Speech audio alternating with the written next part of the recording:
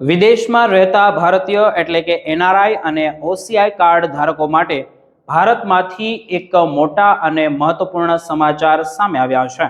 Bank of reserve of India એટલે કે આરબીઆઈએ ભારતીય શેર બજારમાં રોકાણ કરવા ઈચ્છતા વિદેશી ભારતીયો માટે નિયમોમાં મહત્વપૂર્ણ રાહત આપવાનો નિર્ણય કર્યો છે. આ નવા પગલાંથી લાખો એનઆરઆઈ અને ઓસીઆઈ રોકાણકારોને સીધો ફાયદો મળી શકે છે અને સાથે સાથે ભારતીય અર્થતંત્રમાં એટલે કે અર્થવ્યવસ્થામાં પણ વિદેશી મૂડીનો પ્રવાહ વધવાની શક્યતા છે. આરબીઆઈ દ્વારા જાહેર કરાયેલા નવા પ્રસ્તાવ અનુસાર જોઈએ તો હવે એનઆરઆઈ અને ઓસીઆઈ રોકાણકારો માટે ભારતીય કંપનીમાં રોકાણ કરવાની મર્યાદા વધારવામાં આવી રહી છે.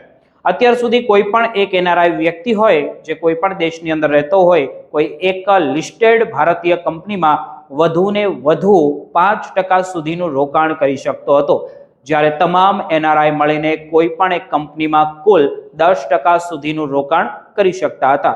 જો આ મર્યાદા કરતાં વધુ રોકાણ કરવું હોય તો સેબી સાથે ફોરેન પોર્ટફોલિયો ઇન્વેસ્ટર એટલે કે એફપીઆઈ તરીકે નોંધણી કરાવવી પડતી હતી, જે એક લાંબી અને જટિલ પ્રક્રિયા માનવામાં આવતી હતી.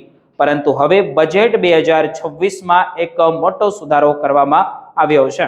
નવા નિયમો મુજબ આપણે જોઈએ તો વ્યક્તિગત એનઆરઆઈ માટે રોકાણ મર્યાદા 5%થી વધારીને 10% સુધીની કરવામાં આવી છે. એટલે કે હવે એક એનઆરઆઈ અગાઉ કરતા બમણું રોકાણ કરી શકશે. આ ઉપરાંત તમામ એનઆરઆઈ રોકાણકારોની સંયુક્ત જે મર્યાદા પણ 10%થી વધારીને 24% સુધી કરવામાં આવી છે. નિષ્ણાંતોનું એવું માનવું છે કે આ છેલ્લા ઘણા વર્ષોમાં થયેલો સૌથી મોટો સુધારો ગણી શકાય. આ નિર્ણય પાછળનું મુખ્ય કારણ ખૂબ જ મહત્વનું છે કે વર્ષ 2025 અને વર્ષ 2026 દરમિયાન ઘણા વિદેશી સંસ્થાગત રોકાણકારોએ ભારતીય શેર બજારમાં નાણાં પાછા ખેંચ્યા હતા, જેમના કારણે બજારમાં વિદેશી મૂડીનો પ્રવાહ પર મોટી અસર પડી હતી. આવી સ્થિતિમાં સરકાર અને આરબીઆઈ હવે વિશ્વમાં વસતા ભારતીયોને વધુ રોકાણ માટે પ્રોત્સાહન આપી રહ્યા છે અને માર્કેટ એનાલિસ્ટના અંદાજ પ્રમાણે આ નવા ફેરફારોથી આગામી વર્ષમાં $3 થી $4 બિલિયન સુધીનું વધારાનું એનઆરઆઈ રોકાણ ભારતમાં આવી શકે છે. આરબીઆઈનું એક મહત્વપૂર્ણ પગલું એ પણ છે કે આ સરળ અને રજિસ્ટ્રેશન ફી રોકાણ વ્યવસ્થા હવે માત્ર એનઆરઆઈ અને ઓસીઆઈ સુધી મર્યાદિત નહીં રહે. ભારતની બહાર રહેતા અને વિદેશી નાગરિકો એટલે કે જે પર્સન રેસિડેન્ટ આઉટસાઇડ ઇન્ડિયા માટે પણ આ પ્રક્રિયાની જે સુવિધા છે તે ઉપલબ્ધ કરવાનો પ્રસ્તાવ પણ મૂકવામાં આવ્યો છે.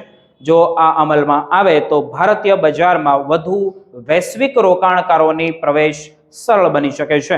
નાણાકીય નિષ્ણાંતોના જણાવ્યા અનુસાર આપણે જોઈએ તો આ પગલાંથી ભારતીય શેર બજારોમાં લિક્વિડિટી વધશે, રોકાણકારોનો આધાર વધુ સારો બનશે, સરળ બનશે અને લાંબા ગાળાની વિદેશી મૂડી ભારતમાં આવશે. બેંક બજારના સીઈઓ અદિલ શેટ્ટીના જણાવ્યા અનુસાર આ માત્ર નિયમોમાં ફેરફાર નથી, પરંતુ ભારત તરફ વધુ મૂડી આકર્ષવા માટેની એક વ્યાપક વ્યૂહરચનાનો ભાગ ગણી શકાય. આ સાથે જ આરબીઆઈએ ગવર્મેન્ટ સિક્યુરિટીઝ, એફસીએનઆર ડિપોઝિટ અને એક્સટર્નલ કોમર્શિયલ બોઇંગ સંબંધિત કેટલાક પ્રોત્સાહન પગલાં પણ જાહેર કર્યા છે.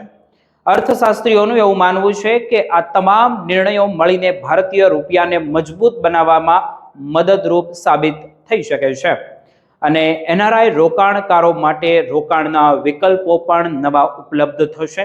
તેઓ પોર્ટફોલિયો ઇન્વેસ્ટમેન્ટ સ્કીમ એટલે કે પીઆઈએસ રૂટ દ્વારા રોકાણ કરી શકશે અને એનઆરઈ પીઆઈએસ એકાઉન્ટ દ્વારા વિદેશમાં કમાયેલા નાણાંનું રોકાણ કરી શકાશે, જ્યારે એનઆરઓ અને પીઆઈએસ એકાઉન્ટ ભારતમાં થયેલી આવકના રોકાણ માટે ઉપયોગી છે. ઉપરાંત સેબી દ્વારા જે રિન્યુઅલ ટ્રેકિંગ સિસ્ટમ હોય છે તેના નિયમોમાં પણ સરળતા લાવવામાં આવી છે, જેમના કારણે એનઆરઆઈ માટે ભારતીય બજારમાં ભાગ લેવો વધુ સરળ બન્યો છે. કુલ મળીને જોઈએ તો સરકાર, આરબીઆઈ અને સેબી મળીને વિદેશી રોકાણને વધુને વધુ સરળ અને આકર્ષક બનાવવાના પ્રયાસ પણ કરી રહ્યું છે. જો તમે એનઆરઆઈ અથવા તો ઓસીઆઈ ધારક છો અને ભારતમાં રોકાણ કરવા માંગો છો તો આ તમારા માટે એક મોટી તક બની શકે છે. જો કે કોઈ પણ રોકાણ કરતા પહેલા નિયમોની સંપૂર્ણ માહિતી મેળવી અને સેબી રજિસ્ટ્રેશન બ્રોકર અથવા તો નાણાકીય સલાહકારની સલાહ લેવી ખૂબ જરૂરી છે. આગામી સમયમાં આ નવા નિયમો ભારતીય શેર બજાર અને અર્થવ્યવસ્થાને કેટલીક નવી ઊંચાઈઓ સુધી લઈ જાય છે તેના પર સૌની નજર રહેશે.